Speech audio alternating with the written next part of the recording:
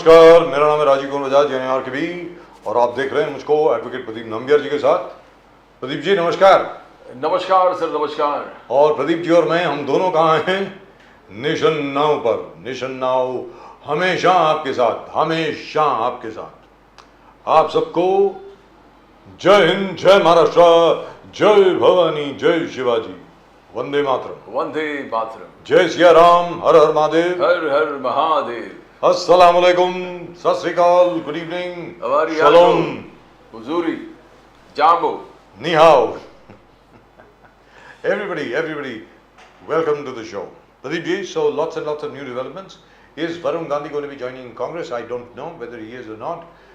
But I think his career in the BJP seems to be finished unless and until the BJP springs a surprise and actually puts him up as a candidate from Raebareli. I'm not sure if they're going to do it. After all, if they didn't put him up from his old constituency of Phulpur, which by the way is his great-great-grandfather's constituency, I don't know what they're going to do. But the Congress has invited him to join them. The other way of looking at it is, कितने एक family से माँ बेटा, ये परंपरा जो मोदी जी बोल रहे हैं कि परिवारवाद का तोड़ना है, बाकी जो जेन्युइन लोग हैं उनको ठीक है देना, बट कब तक ये चलता रहेगा? माँ भी फाइट करेगा, ब्रदर भी फाइट करेगा, बीवी भी फाइट करेगा, बच्चा भी फाइट करेगा। मेनका गांधी जी खड़ी हो रही हैं सुल्तानपुर से, तो लिहाजा उनके साहबजादे जो हैं उनकी कुर्बानी देनी पड़ गई। कहने का मतलब ये हुआ ना, इफ यू सी ये पंकजा मुंडे जी, ठीक है, you got 3 sisters now, all 3 sisters are going to be, one will be MP, one will be MLA. I mean, कहाँ तक हम लोग इस चीज को लेके जाएंगे sir? I mean, somewhere you need to put a full stop. Modi ji कोई रास्ता एक अच्छा अपना रहा है कि ये परिवारवाद को मिटा दो। अभी a family is dominant, is powerful, is having all muscle power and money power. यानी आप अभी यादव फैमिली, मुलायम सिंह यादव, अखिलेश सिंह यादव, उनके Akhilesh's wife, Akhilesh's brother, Akhilesh's sister-in-law, Akhilesh's cousin, second cousin, third cousin, the entire family. मतलब जबरदस्त। One way looking at it is Akhilesh Yadav family is strong on its own, and the Akhilesh Yadav clan can pull up a victory. But yes. BJP is Modi. So why should he encourage Parivarvad within the party? And Kangana Ranaut, you're going to win because of Prime Minister Modi. जी, और कंगना रनौत जी मंडी से खड़ी हो रही है। मंडी is a very old state, रजवाड़ा था मंडी। It's a beautiful place by the way. Have you been there? I've been there. It's really a lovely place. So many beautiful places. नहीं भाई, हिमाचल में अगर आप मंडी में चले जाएं, especially जो पहाड़ जो हैं ऊपर की तरफ, मतलब not the tourist resorts, अगर पहाड़ की तरफ आप चले जाएं और वहाँ पर आपको कोई, मतलब अगर आपकी किस्मत अच्छी है, कोई अच्छा सा कोई झोपड़ा वोपड़ा मिल जाए आपको किसी किसान का, because they do that terrace farming. Okay, they do stepwise farming that they do. वहाँ पर अगर आप रह जाएं, मतलब मैं आपको बता रहा हूँ, मेरा दिल कर रहा था कि यार यहीं बस जाओ, वापस आने की जरूरत क्या है? Very frankly speaking, it's such a beautiful place. You know, you get sheep, you get all sorts of things, and you know. When you talk all this, sir, मुझे याद है नटवर सिंह का last किताब था, One Life is Not Enough. Yes. So there are so many places you describe, and so many places. That's right. Out of the world, so. But Mandi is a lovely place. The Raja of Mandi at one time used to be the MP from there, but now of course, in my personal opinion, Kangana Ranaut is likely to win, and I am sure, in spite of anything, and I've said this on my Twitter handle also, on my X handle, and that by the way is at @RKB now. Of course, Nation Now remains our official Twitter handle, X handle. I have said so before, and I am saying so again. I am reasonably certain Kangana Ranaut will be a very, very good member of parliament, and I think she will do a lot of good for the people in her constituency. And it is almost impossible, Pradeep ji, I have found over the years, to defeat a film star. Unless, if Govinda could defeat Ram Naik, anything can happen. Dharminder stood from Ganganagar, defeated everybody. Vinod Khanna stood from Gurdaspur. Hema Malini is still winning from Mathura. Very difficult to defeat a film star. You know, Mr. Amitabh Bachchan defeated Hemati Nandan Bhaguna from Allahabad. So I think the Congress got its work cut out for it in case they want to challenge. And of course they will challenge. It's their government there in Himachal Pradesh. They will challenge Kangana Ranaut. But it's going to be very, very difficult. Right at the moment with us, we have our friend Mr. Shetty from the Congress and Rakesh Shetty साहब बड़े दिनों के बाद हमारे साथ जुड़ रहे हैं, बड़े बड़े बिजी होंगे वो, क्योंकि चुनाव का मौसम है साहब। सबसे बड़ा मेला है हिंदुस्तान का ही नहीं, पूरी दुनिया का। राकेश शेट्टी साहब नमस्कार। नमस्कार राजीव जी, प्रदीप जी नमस्कार। नमस्कार नमस्कार। How are you sir? How are you? Seeing you after a long time. Yeah, I'm doing well sir.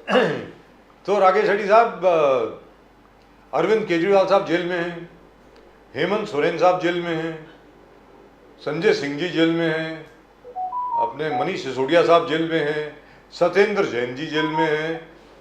अब सुनने में ये आ रहा है कि राहुल गांधी जी के ऊपर भी नज़र टिकी हुई है कि कब निशाने पर वो भी हैं कि शायद उनको भी उठा लिया जाए। मतलब ये क्या हो क्या रहा है सर? ये मतलब in 42 years as a journalist, in fact more, sorry I just keep saying 42, it's actually much more because I started journalism in 1981, so it will be 43 years now. And 43 years as a journalist, I've never seen anything like this before. कि opposition के जो भी लोग हैं सब jail में। शेट्टी साहब बताएं क्या हो रहा है?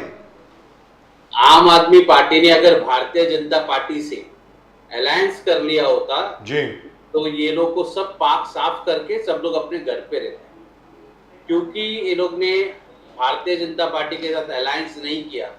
अब मुझे लगता है अरविंद केजरीवाल हो, मनीष सिसोदिया हो, संजय सिंह हो, इन सबको सीखना चाहिए। जिस तरह अजित पवार, नारायण राणे, कृपा शंकर सिंह और ऐसे तमाम लीडरों की लिस्ट है, सुनील तटकर है, जिनके ऊपर ईडी, सीबीआई, इनकम टैक्स के केसेस थे, वो किस तरह भारतीय जनता पार्टी के साथ शामिल होकर पाक साफ हो गए।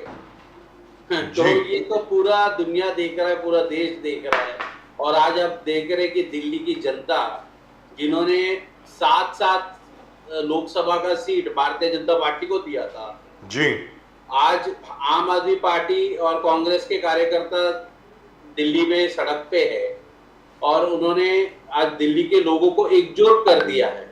मुझे ऐसा लगता है भारतीय जनता पार्टी वो जब से नारा दिया है 400 पार, और वो देख रहे क्योंकि उनको गुजरात में पूरा का पूरा सीट मिला था, राजस्थान में भी पूरा सीट मिला था जी, और आज वो कुछ नहीं कर पा रहे, वो अपना टारगेट अचीव नहीं कर पा रहे। इसलिए उन्होंने ये शुरुआत किया, सबसे पहले महाराष्ट्र में सरकार गिराया, उसके बाद बिहार में तो नीतीश कुमार ने उनका साथ छोड़कर पहले हमारे साथ शामिल हो गए, फिर से उनके पास चले गए। उसके बाद हेमंत सोरेन जी को जेल भेजा, आज अरविंद केजरीवाल और उनके तमाम साथी आज जेल में है। मुझे ऐसा लगता है कि ये देश की जनता 10 साल मौका दिया नरेंद्र मोदी जी को, और उनको ऐसा लग रहा था कि मोदी जी कुछ चमत्कार करेंगे, कुछ अलग करेंगे, मगर आज दूध का दूध पानी का पानी हो गया। पूरा जनता ने देखा कि 2018 में स्वर्गीय जो हमारे अरुण जेटली जी ने एक इलेक्ट्रल बॉन्ड लेके आए थे, जिस केस में अरविंद केजरीवाल जेल में है, उसका सही आरोपी, मतलब जो जिनके ऊपर आरोप है कि जिसको शराब नीति घोटाला में फायदा हुआ, उसी व्यक्ति ने भारतीय जनता पार्टी को इलेक्ट्रल बॉन्ड ले खरीद के दिया है, और उसके बाद ईडी ने उसको बेल दे दिया है, कोर्ट में कह दिया हाँ भाई इसको पीठ दर्द है और इसको बेल दिया जाए करके। मतलब पहला आपको बॉन्ड ले लेते और अब छोड़ देते। तो पूरी तरह एक जो राहुल जी ने कहा वो सही है, आज देश के प्रधानमंत्री जी वसूली भाई हो चुके हैं। मतलब आपके ऊपर ईडी का रेड गिरता है, उसके बाद आप बॉन्ड खरीदते हो, बॉन्ड देने के बाद आपको रिलीज किया जाता है। ये पूरा देश दुनिया, आज इंटरनेट का जमाना है, सब कुछ सबके सामने है। और सुप्रीम कोर्ट का मैं धन्यवाद देता हूं कि लोगों को आंखों के ऊपर जो बंदी पट्टी थी वो खुल गई। और अब कुछ देर पहले आप लोग परिवारवाद का बात कर रहे थे, तो अमित शाह के लड़के जय शाह को तो बैट का भी पता नहीं, बैट पकड़ना भी आता नहीं, वो बीसीसीआई में क्या कर रहे मैं समझ नहीं पा। मतलब हम आरएसएस और भारतीय जनता पार्टी के जो युवा है, हमारे दोस्त है, उनको दंगाई बनाओगे और अपने बेटे को जो 50,000 करोड़ का टर्नओवर का बीसीसीआई का अध्यक्ष बनाओ। जी शेट्टी साहब, ये भी बताएं कि अभी माशाल्लाह वो हमारे अच्छे, मतलब मित्र तो मैं नहीं कह सकता हूँ, हमसे तो बहुत छोटे हैं वो, मुझे तो अंकल कहा करते थे। मैं वरुण गांधी जी की बात कर रहा हूँ, वरुण गांधी जी को भी टिकट नहीं दी गई है फूलपुर से। फूलपुर स्वर्गीय one of my favourite prime ministers, everybody's favourite prime minister Pandit Jawaharlal Nehru की सीट हुआ करती थी, वहाँ से उनको टिकट नहीं दी गई है। तो अधीर रंजन चौधरी साहब ने उनको आमंत्रित किया है कि आप इधर आ जाइए, कांग्रेस में आ जाइए। तो आपको लगता है कि वरुण गांधी साहब आएंगे? मतलब देखिए, he has to decide, but आप बताएं। नहीं, किसी को पार्टी में लेना और उनको टिकट देना ये सब हाईकमांड देखती है। जी। और मुझे ऐसा लगता है आज संगठन में मुकुल वासनिक जी के पास ये जिम्मेदारी है। और हम बात कर रहे हैं, तमाम चैनल ऐसे चला रहे, मगर मुझे लगता है ये पार्टी को डिसाइड करना है कि जिस व्यक्ति ने एक समय पर हमारे देश में सांप्रदायिकता बढ़ाने का काम किया, जी किया, एक कास्ट धर्म के खिलाफ बात किया, ऐसे व्यक्ति को आप पार्टी में लेना चाहते हैं कि नहीं, ये भी प्रश्न चिन्ह का मामला है। जी दुरुस्त बात है। प्रदीप जी। ना राहुल गांधी जी जो बोल रहे हैं ना, तो जिस प्रकार से आप देख रहे हो कि राहुल जी का हर मंच पर यह था कि लोकतंत्र खतरे में, the pillars of the constitution are being shaken where India is concern. हर मंच पर देश में विदेश में राहुल गांधी जी बोलते थे। Rahul Gandhi ji opposition leaders is going to be being targeted continuous, हर मंच पर बोलते थे। आज केजरीवाल जी पर अरेस्ट में अमेरिका से खबर है, यूएस से खबर आ रहा है कि वहां से प्रश्न पूछने लगा कि लोग यहाँ पर क्या हो रहा है, what is happening to democratic India. Rahul Gandhi ji ने आगे कहा थे minorities are being targeted and right wing activism is on the search up. तो ये धीरे धीरे एक एक पॉइंट जो राहुल जी बोल रहे थे वो धीरे धीरे सच होते आ रहा है। How do you see it, how do you see it Shetty साहब? देखिए, नरेंद्र मोदी जी, अमित शाह बहुत समय से आप कह रहे हैं, आप लोग क्रोनोलॉजी समझिए करके, वो ये कह रहे हैं कि एक देश में एक इलेक्शन होना चाहिए, और वो ये बताना चाहते कि एक ही लीडर वाला स्टेट वो चलाना चाहते। हाल ही में आप देखो, कुछ दिन पहले रशिया में चुनाव हुआ, पुतिन जी बहुत भारी मत से जीते, मगर किस तरह का इलेक्शन था, एक प्रतिद्वंदी उनका खत्म हो गया, दूसरा जेल में है। तो पुतिन के सामने अपोजिशन करने के लिए कोई व्यक्ति नहीं था। हमारे देश में भी आप जितने अपोजिशन के लीडर हैं, उनको हेमंत सोरेन को जेल में डाल दिया, अरविंद केजरीवाल को डाल दिया, राहुल जी को बार बार ईडी नोटिस देती है, 12-12 घंटे आप बिठा के रखते हो। तो आप क्या चाहते हैं, इस देश में डेमोक्रेसी रहे कि नहीं रहे? और आप भारतीय जनता पार्टी जो संस्कारिक पार्टी बोलती है अपने आप को, आज हालत तो देखो। वो लोग कहते हैं कि गाय हमारी माता है। इंडिया में सबसे बड़े बीफ एक्सपोर्टर से भी चंदा इन्होंने इकट्ठा किया जी। कोविड-19 में हमें जो वैक्सीन दिया गया, उस कंपनी से भी आपने चंदा इकट्ठा किया। मतलब ये क्या है, कमीशन कोड़ी बन रही है देश, और इसके खिलाफ अगर कोई आवाज उठाता है उसको आप जेल भेजने का काम करते हो। और जो लोकतंत्र के ऊपर खतरा इसलिए है क्योंकि आप भारतीय जनता पार्टी का एक मेंबर ऑफ पार्लियामेंट कह रहा है कि 400 पार हमें इसलिए चाहिए क्योंकि हम इस देश का संविधान बदलना चाहते हैं। ये तो कोई सामान्य कार्यकर्ता या कोई यूट्यूबर नहीं कह रहा है, मेंबर ऑफ पार्लियामेंट मेंबर कह रहा है, और वो भी भारतीय जनता पार्टी का, और वो कर्नाटक से है। वो खुलेआम कह रहे, खुलेआम लोगों को धमका रहे कि हम संविधान बदलने वाले। ये देश आजाद करने के लिए हजारों लाखों लोगों ने अपनी जान दी। बहुत मुश्किल से ये देश आजाद हुआ, उसके बाद संविधान बना। आज ये जो शिखर में हमारा देश है, इसमें बहुत सारे लोगों का मेहनत है। सिर्फ पॉलिटिकल पार्टी नहीं, सिर्फ ब्यूरोक्रेट्स नहीं, जनता ने भी मेहनत किया है, उद्योगपतियों ने भी मेहनत किया है, किसान ने भी मेहनत किया है, स्मॉल मीडियम बिजनेस ओनर भी मेहनत कर रहे हैं। सब लोग की मेहनत से ये बना है देश, और उसका आप कहते हैं कि मैं संविधान बदल दूंगा, तो ये एरोगेंस है। और मुझे ऐसा लगता है कि देश की जनता इसको जवाब जरूर देगी। लेकिन यहाँ पर एक चीज बताइए सर कि देखिए, कांग्रेस के हाथ में ये पहली बार नहीं हुआ, आपके हाथ में पहले भी, इसके पहले भी 2014 से लेकर के अब तक अभी 10 बरस हो गए हैं राकेश शेट्टी साहब। 10 बरस से आपके हाथ में न जाने कितने मुद्दे आपके हाथ में आए, बहुत आए। अब देखिए, नोटबंदी का हो गया, उसके अलावा जीएसटी हो गया, उसके अलावा पुलवामा हो गया, न जाने कितने। And then the worst thing which in my opinion is the worst thing ever to have happened to the defence of this country, the biggest air force base in India at Pathankot was attacked, and we actually invited observers from the ISI, Pakistani ISI to come there and take a look. मेरा ये कहना है कि sir आज तक ये देखा गया है कि कांग्रेस जो है और बाकी अन्य विपक्षी पार्टियां जो हैं, आप लोग इनको भुना नहीं पाए, ये इश्यूज को आप बहुत अच्छे तरीके से लोगों तक पहुंचा नहीं पाए। वहां पर ऐसा होता है, मोदी जी का चेहरा सामने आ जाता है, लोग सब कुछ भूल जाते हैं, हर एक कोई जाकर के मोदी जी को वोट दे देता है। आप ये बताइए क्या हो रहा है सर, ये बताएं। अच्छा आप बताएं ना सर प्लीज, मैंने सवाल पूछा आपसे। आप सही बात कह रहे हैं, मगर ये पूरा दुनिया उम्मीद पे चलती है। हमारे जो जनता भी वैसे ही है, बिकॉज जनता को भी उम्मीद थी। जब कांग्रेस के ऊपर भ्रष्टाचार का आरोप हुआ 2013 के अंदर, 14 से 19 तक उन्होंने नरेंद्र मोदी जी को मौका दिया। 2014 से 19 ऐसा कुछ हुआ नहीं, मगर आपने पता है कि 19 के आखिरी दिनों में जब इनकी सत्ता थी और चुनाव आने वाला था, बालाकोट पे हमला हो जाता जी।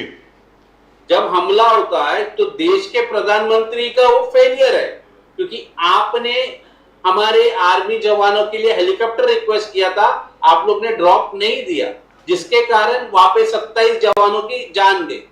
मगर बेशर्मी के हद होती है कि प्रधानमंत्री मंच पे खड़ा होकर वो देश के जो शहीद है उनके नाम पे वोट मांगते फर्स्ट टाइम वोटर से। कोई बात नहीं, उसके बाद फिर से चुनाव होता है, उनको शानदार जीत मिली। तो मैंने कहा ना कि देश, दुनिया और लोग, सभी लोग उम्मीद पे जिंदा है। तो उनका उम्मीद थी कि 14 से 19 तक कुछ नहीं हो पाया, तो 19 से 24 तक तो वो कुछ करेंगे। मगर आज 2024 के अंदर आप देख रहे, इन्फ्लेशन ऑल टाइम हाई है, बेकारी है, आर्मी को कमजोर बनाने का काम कर दिया आपने। जो आर्मी का रिटायरमेंट है वो 4 साल अग्निवीर कर दिया।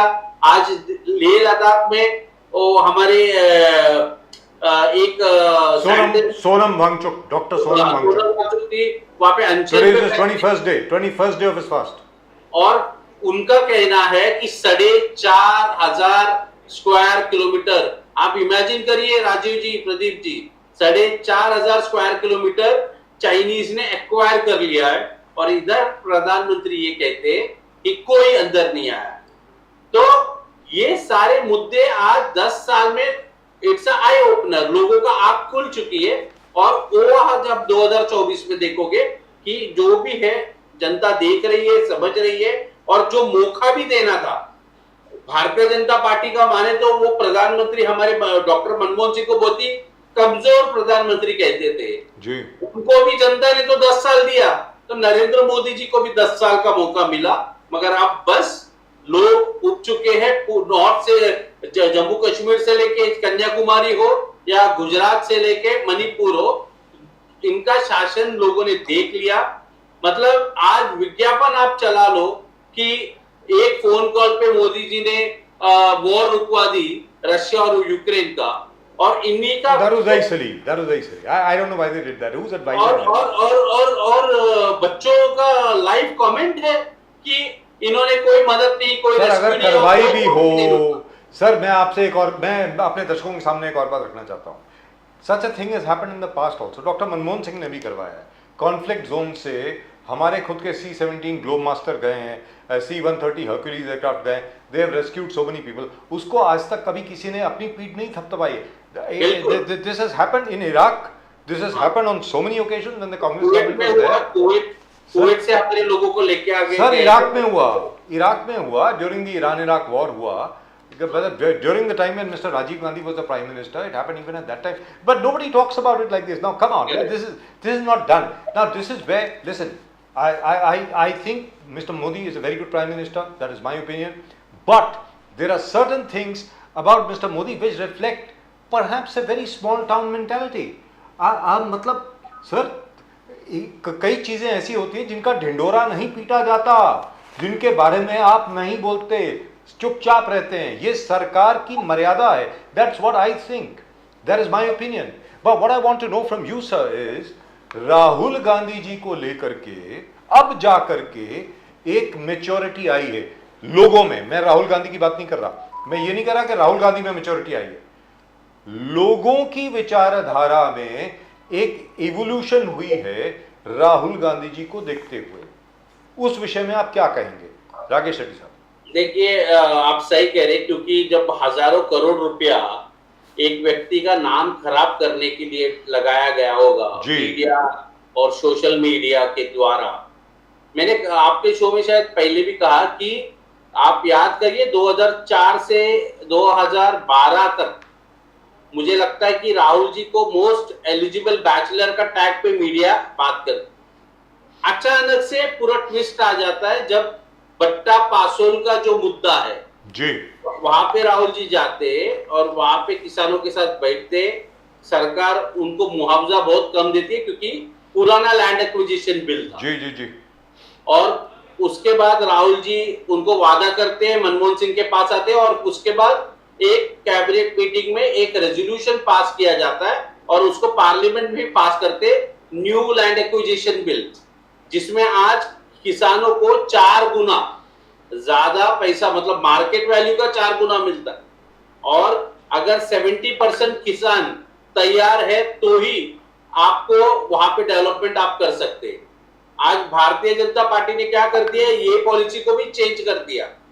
कल उठकर गौतम अदानी जी को, आप जिस स्टूडियो में बैठे वो बिल्डिंग अच्छा लगा, आपका आधार कार्ड उनके पास है, आपके अकाउंट में पैसा भेज दिया जाएगा और एक खाली करा दिया जाएगा।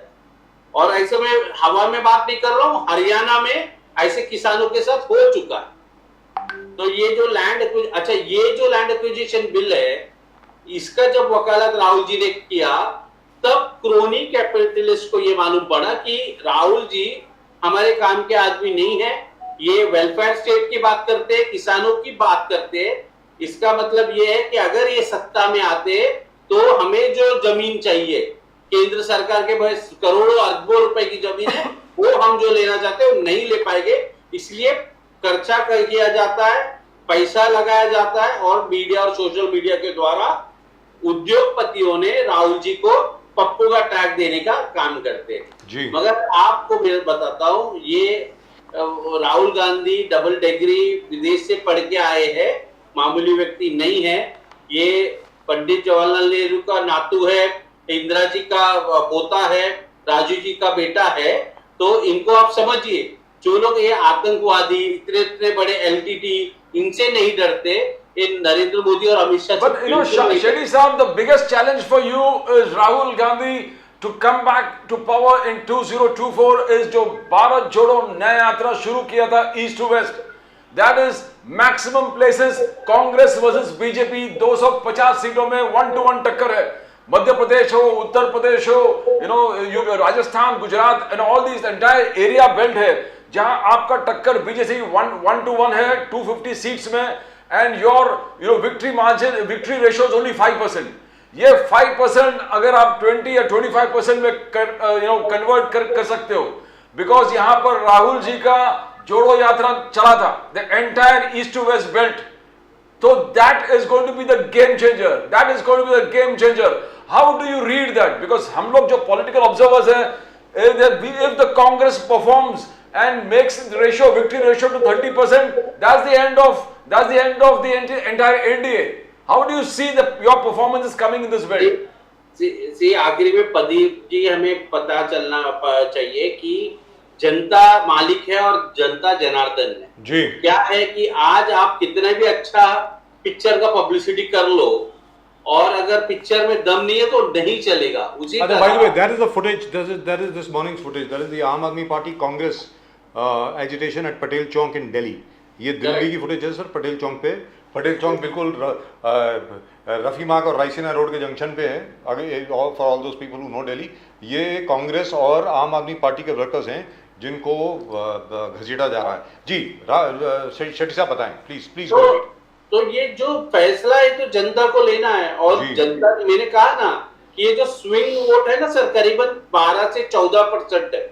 ये जो बीजेपी को 300 सीट मिला है, ये 12 से 14% का जो स्विंग वोट है वो इस बार उल्टा स्विंग करेगा, क्योंकि जो वादे, क्योंकि वो लोग सब जागरूक लोग हैं, पढ़ रहे, समझ रहे कि नरेंद्र मोदी जी ने जो भी वादा किया सब फरेब है, धोखा है, कोई फुलफिल नहीं किया है। आप नरेंद्र मोदी जी से ये पूछिए, राजीव जी कहा वो पसंद करते, मैं भी पसंद करता हूँ मेरे प्रधानमंत्री जी को।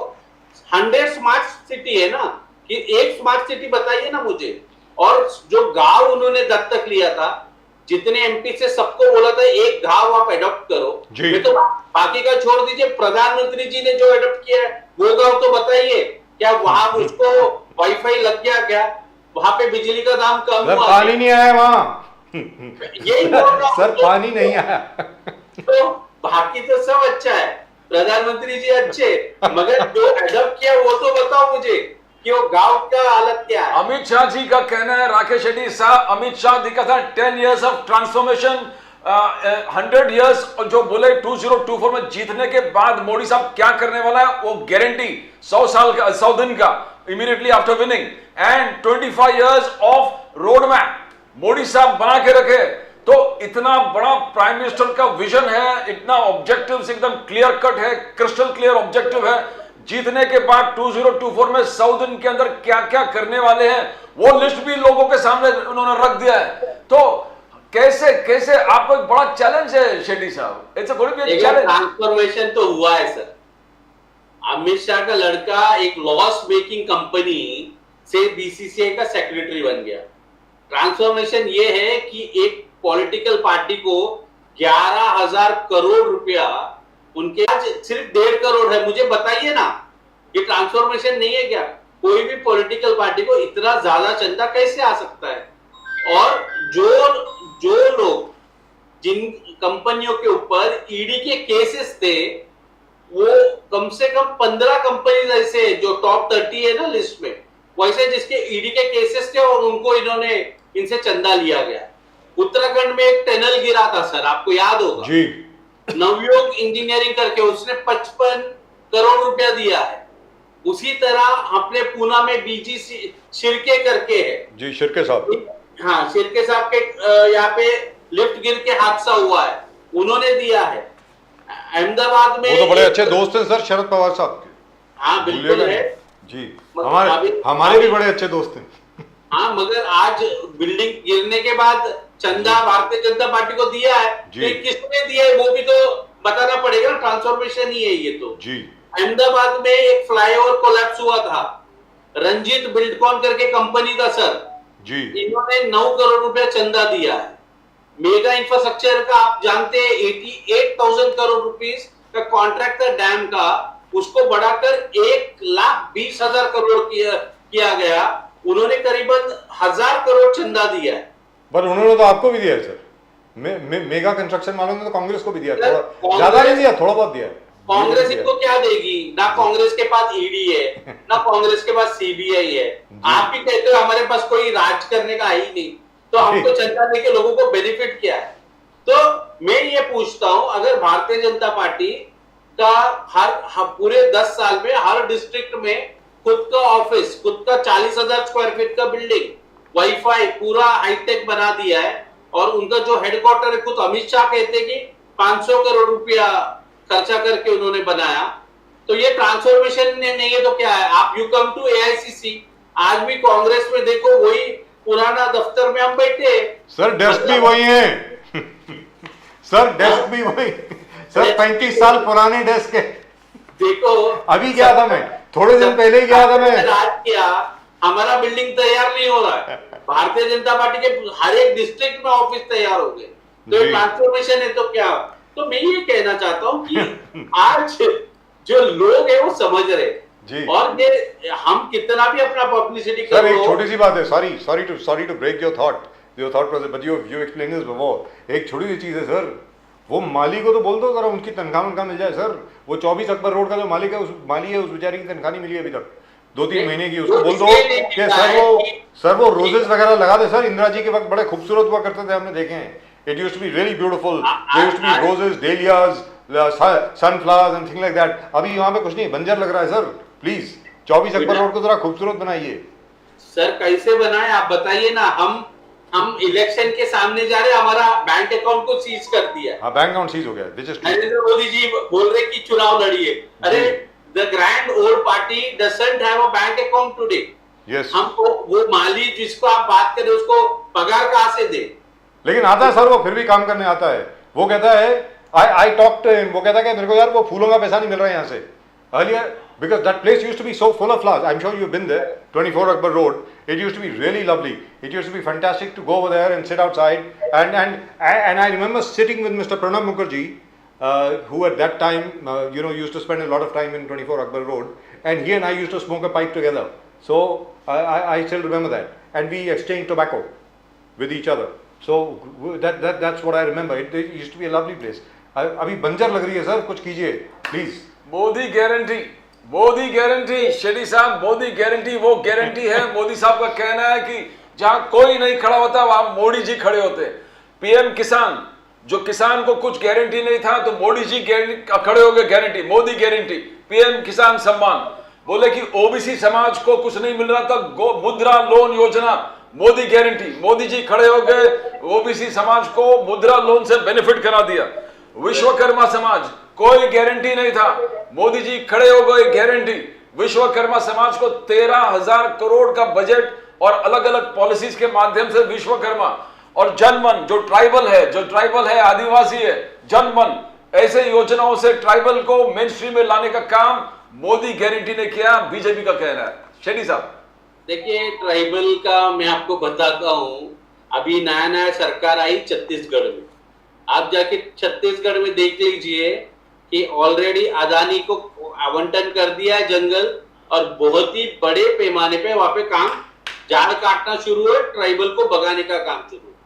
तो ये बात कहना कि एक ट्राइबल किसी के लिए कोई काम नहीं करे, इनके 2 उद्योगपति है, उनके लिए काम कर रहे, और आप ये न्यूज चैनल चला रहे. मैं आपको कह रहा हूं कि ऐसा अनहोनी ना हो कि ये दोबारा आए, नहीं तो वो कहेंगे कि एक देश में क्या जरूरत है, एक ही चैनल की जरूरत है.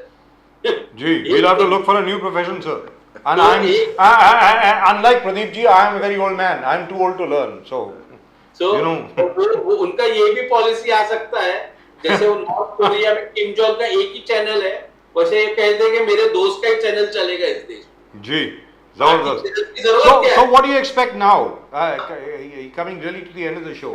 आखिरी सवाल सर, अब एक्सपेक्टेशन बताओ ना सर, नंबर बताओ. नंबर अब कांग्रेस की कितनी सीटें आ रही हैं सर? अभी आपकी 52 है. लोकसभा में 54 आप जीते थे. I think 2 members either left or are not with us anymore. So you got 52 seats in 2019. How many do you expect just for the Congress alone, not India? No, I am not going to give numbers, but I'll tell you one thing, Rajiv ji. It is high time, country is watching, and this election will be Narendra Modi versus we the people of this country. If this country you want to see it free, democratic, unbiased, without hatred, then you need to vote out Narendra Modi. That is the only solution. And unless and until this is done, I don't think we can have that peace and harmony in this country. Because ये एक इनका नारा है sir, इनको सरकारी जमीन अपने दोस्तों को देना है. और खुद नरेंद्र मोदी कहते हैं मैं बनिया हूं, मेरे को पता है धंधा कैसे करना है. और चाणक्य ने कहा था कि राजा अगर व्यापारी बन गया तो राजपाट खत्म हो जाता. तो राजा को हमेशा वेलफेयर होना पड़ेगा. And this is a democratic country, we need to be a welfare state, that is very important. तो वेलफेयर स्टेट का कॉन्सेप्ट ये है कि आखिरी से आखिरी सबसे कमजोर व्यक्ति को सब फैसिलिटी मिलना चाहिए. और ये जो संसाधन है, कोल हो गया, पेट्रोलियम हो गया और सरकारी कंपनी है, इस पे सिर्फ अदानी और अंबानी का हक नहीं है, पूरा 140 करोड़ जनता का अधिकार है उस कंपनी.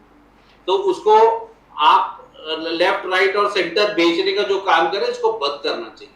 सर चलते चलते, I don't know whether you would like to comment on this, just a very small comment on Kangana Ranaut ji. Would you like to comment on Kangana Ranaut being given a ticket? She has been given a ticket, and I wish her best of luck for the coming election. And if the people of Mandi want a member of parliament like Kangana Ranaut, they can go ahead with that. And I must say, I must admire Srinath ji, your chief spokesperson, who actually said very clearly, she said that, hey, listen, I'm really sorry, but I would never say something like that about any woman. And she actually apologized. She said that, listen, somebody else had access to my account, my social media account, and I would never ever say something like this about any woman. And because she is a supporter of Narendra Modi, doesn't make her anti-Congress or anything. We give her same respect as she's a human being. She's a hard-working actress, and we all love her as actress. But her political opinion could be different, so we will not judge her for that. But that was very nice, I thought. Very, very large-hearted of Supriya Sune to do that, which is quite nice. And very unfortunately, it has been interpreted in a totally different way, which I think is somewhat disappointing. It's the politics time, the time for elections and time And for politics. time for election, so you must attack whether you like it or not. But I love talking to Mr. Rakesh Shetty. He is very neutral, he is very above it all, and he is very, very fair to everybody, and he doesn't make any personal comments, which is really lovely. Thank you so much, Shetty Saab. Thank So you, nice thank of you. God bless you always. Namaskar, sir, and all the very best for the coming elections. Thank you so much. Thank you, sir. Namaskar, sir. Well, you know, the Congress really has its work cut out for them. They really need to work hard, you know, because ये मतलब बात में अगर दम भी हो तो बात सर लोगों तक पहुंचनी चाहिए ना. Exactly. तो वो लोगों में वो एक जो अपटेक होता है वो आ नहीं रहा है, फीडबैक नहीं आ रहा है. इसकी क्या वजह हो सकती है सर? मतलब जिस भी कांग्रेस के प्रवक्ता लीडर से पूछो वो बता नहीं पाता है.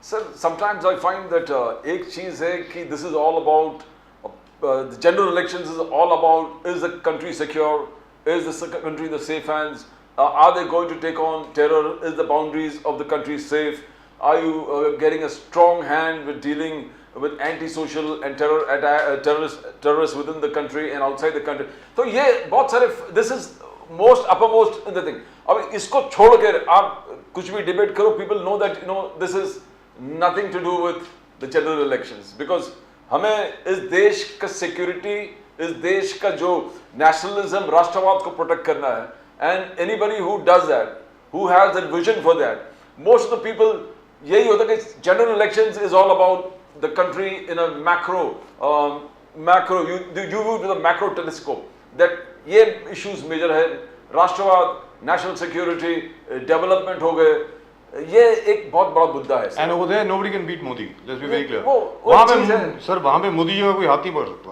सीधी बात है. So the Congress has to come out and talk on these issues that we will do this. Your border is protected. Rahul Gandhi or Mallikarjun Kharge is going to protect your borders in this particular manner. We are going to hit back in the. This is our foreign policy. This is how we are going to do it. This is how we are going to treat nations and how we expect people to other nations to treat us. Now all these things, where external affairs, national policy is concerned, international policy is concerned, ये